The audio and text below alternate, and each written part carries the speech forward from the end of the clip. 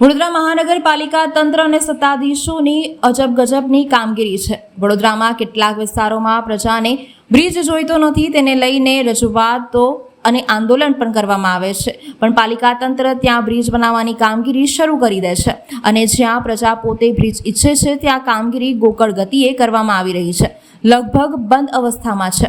વડોદરા શહેરના અભિલાષા કેનાલથી ખોડિયાલનગર જતા કેનાલ પર નવા ઓવરબ્રિજની કામગીરી 2 વર્ષ પૂર્વે શરૂ કરવામાં આવી હતી। કામગીરી ગોકળ ગતિએ ચાલતી હતી અને હાલ તો લગભગ બંધ જેવી જ છે।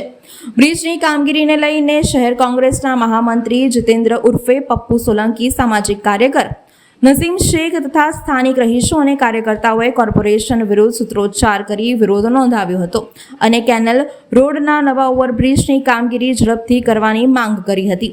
સાથે જ બ્રિજની ગુણવત્તાને લઈને પણ સવાલો ઉઠ્યા હતા।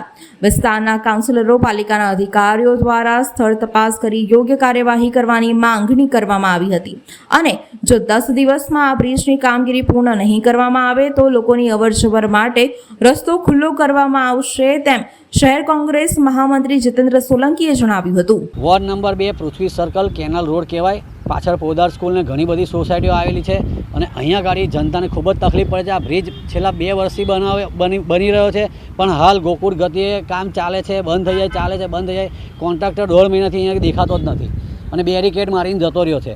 બ્રિજ બનીને તૈયાર છે પણ 4 કોર્પોરેટરો ભાજપના છે તો અહીંયા ગાડી જોવા નથી આવતા, કોર્પોરેશનના અધિકારીઓ જોવા નથી આવતા। બ્રિજમાં તકલાદી તિરાડો બી પડી ગઈ છે, એટલે અમારી માંગણી એ છે કે તાત્કાલિક ધોરણે આમાં ઇન્ક્વાયરી થવી જોઈએ, કોન્ટ્રાક્ટરને બોલાય અને કોર્પોરેશન અધિકારીઓ સાથે રાખી અને આ બ્રિજની તપાસ થવી જોઈએ અને કોન્ટ્રાક્ટર વિરુદ્ધ કાયદેસરની કાર્યવાહી કરવી જોઈએ અને આ બ્રિજ 10 દિવસમાં ખુલ્લો મૂકવામાં નહીં આવે તો અમે જનતાને સાથે રાખીને આ બ્રિજ ખુલ્લો મૂકી દઈશું। જીતેન્દ્ર સોલંકી, પપ્પુ, શહેર કોંગ્રેસ મહામંત્રી।